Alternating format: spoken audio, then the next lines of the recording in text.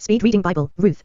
In the days when the judges ruled, there was a famine in the land, and a man from Bethlehem in Judah, together with his wife and 2 sons, went to live for a while in the country of Moab. The man's name was Elimelech, his wife's name Naomi, and the names of his 2 sons were Mahlon and Chilion. They were Ephrathites from Bethlehem, Judah. And they went to Moab and lived there. Now Elimelech, Naomi's husband, died, and she was left with her 2 sons. They married Moabite women, one named Orpah and the other Ruth. After they had lived there about 10 years, both Mahlon and Chilion also died, and Naomi was left without her 2 sons and her husband.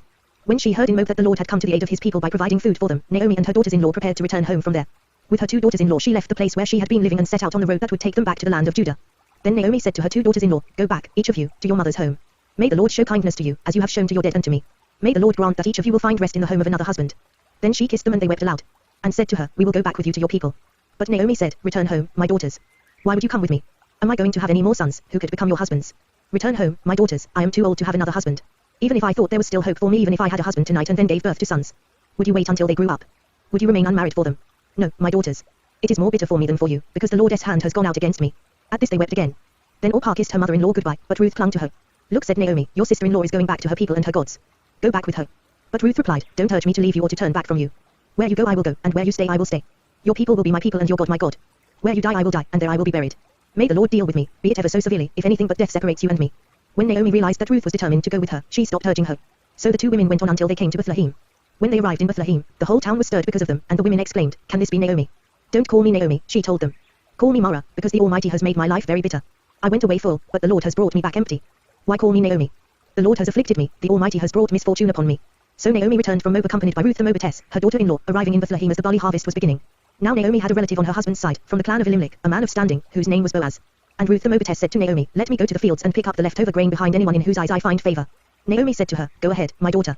So she went out and began to glean in the fields behind the harvesters. As it turned out, she found herself working in a field belonging to Boaz, who was from the clan of Elimelech. Just then Boaz arrived from Bethlehem and greeted the harvesters. "The Lord be with you." "The Lord bless you," they called back. Boaz asked the foreman of his harvesters, "Whose young woman is that?" The foreman replied, "She is the Moabitess who came back from Moab with Naomi." She said, "Please let me glean and gather among the sheaves behind the harvesters." She went into the field and has worked steadily from morning till now, except for a short rest in the shelter. So Boaz said to Ruth, "My daughter, listen to me. Don't go and glean in another field and don't go away from here. Stay here with my servant girls. Watch the field where the men are harvesting, and follow along after the girls. I have told the men not to touch you. And whenever you are thirsty, go and get a drink from the water jars the men have filled." At this, she bowed down with her face to the ground. She exclaimed, "Why have I found such favor in your eyes that you notice me, a foreigner?" Boaz replied, "I've been told all about what you have done for your mother-in-law since the death of your husband, how you left your father and mother and your homeland and came to live with a people you did not know before. May the Lord repay you for what you have done. May you be richly rewarded by the Lord, the God of Israel, under whose wings you have come to take refuge. May I continue to find favor in your eyes, my lord," she said. "You have given me comfort and have spoken kindly to your servant, though I do not have the standing of one of your servant girls." At mealtime Boaz said to her, "Come over here. Have some bread and dip it in the wine vinegar." When she sat down with the harvesters, he offered her some roasted grain. She ate all she wanted and had some left over. As she got up to glean, Boaz gave orders to his men, "Even if she gathers among the sheaves, don't embarrass her. Rather, pull out some stalks for her from the bundles and leave them for her to pick up, and don't rebuke her." So Ruth gleaned in the field until evening. Then she threshed the barley she had gathered, and it amounted to about an ephah. She carried it back to town, and her mother-in-law saw how much she had gathered. Ruth also brought out and gave her what she had left over after she had eaten enough. Her mother-in-law asked her, "Where did you glean today? Where did you work? Blessed be the man who took notice of you." Then Ruth told her mother-in-law about the one at whose place she had been working. "The name of the man I worked with today is Boaz," she said. "The Lord bless him." Naomi said to her daughter-in-law, "He has not stopped showing his kindness to the living and the dead." She added, "That man is our close relative, he is one of our kinsman redeemers." Then Ruth the Moabitess said, "He even said to me, 'Stay with my workers until they finish harvesting all my grain.'" Naomi said to Ruth her daughter-in-law, "It will be good for you, my daughter, to go with his girls, because in someone else's field you might be harmed." So Ruth stayed close to the servant girls of Boaz to glean until the barley and wheat harvests were finished. And she lived with her mother-in-law. One day Naomi her mother-in-law said to her, "My daughter, should I not try to find a home for you, where you will be well provided for? Is not Boaz, with whose servant girls you have been, a kinsman of ours? Tonight he will be winnowing barley on the threshing floor. Wash and perfume yourself, and put on your best clothes. Then go down to the threshing floor, but don't let him know you are there until he has finished eating and drinking. When he lies down, note the place where he is lying. Then go and uncover his feet and lie down. He will tell you what to do." "I will do whatever you say," Ruth answered. So she went down to the threshing floor and did everything her mother-in-law told her to do. When Boaz had finished eating and drinking and was in good spirits, he went over to lie down at the far end of the grain pile. Ruth approached quietly, uncovered his feet and lay down. In the middle of the night something startled the man, and he turned and discovered a woman lying at his feet. "Who are you?" he asked. "I am your servant Ruth," she said. "Spread the corner of your garment over me, since you are a kinsman redeemer." "The Lord bless you, my daughter," he replied. "This kindness is greater than that which you showed earlier. You have not run after the younger men, whether rich or poor. And now, my daughter, don't be afraid. I will do for you all you ask. All my fellow townsmen know that you are a woman of noble character. Although it is true that I am near of kin, there is a kinsman redeemer nearer than I. Stay here for the night, and in the morning if he wants to redeem, good, let him redeem. But if he is not willing, as surely as the Lord lives I will do it. Lie here until morning." So she lay at his feet until morning, but got up before anyone could be recognized, and he said, "Don't let it be known that a woman came to the threshing floor." He also said, "Bring me the shawl you are wearing and hold it out." When she did so, he poured into it 6 measures of barley and put it on her. Then he went back to town. When Ruth came to her mother-in-law, Naomi asked, "How did it go, my daughter?" Then she told her everything Boaz had done for her, and added, he gave me these 6 measures of barley, saying, don't go back to your mother-in-law empty-handed. Then Naomi said, wait, my daughter, until you find out what happens. For the man will not rest until the matter is settled today. Meanwhile Boaz went up to the town gate and sat there.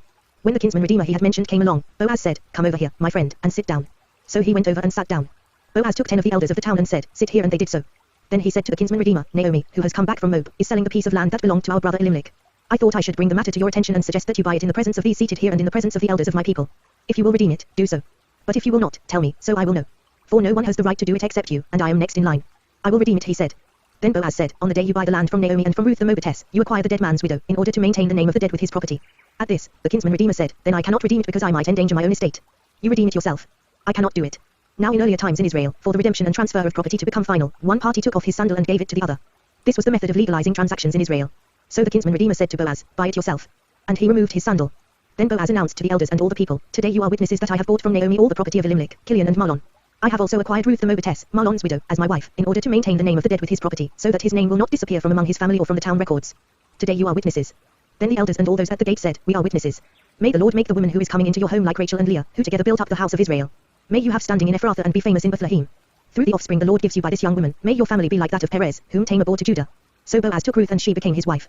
Then he went to her, and the Lord enabled her to conceive, and she gave birth to a son. The women said to Naomi, praise be to the Lord, who this day has not left you without a kinsman redeemer. May he become famous throughout Israel. He will renew your life and sustain you in your old age. For your daughter-in-law, who loves you and who is better to you than 7 sons, has given him birth. Then Naomi took the child, laid him in her lap and cared for him. The women living there said, Naomi has a son.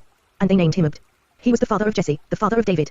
This, then, is the family line of Perez. Perez was the father of Hezron. Hezron the father of Ram, Ram the father of Amminadab. Amminadab the father of Nahshon, Nahshon the father of Salmon. Salmon the father of Boaz, Boaz the father of Obed. Obed the father of Jesse, and Jesse the father of David.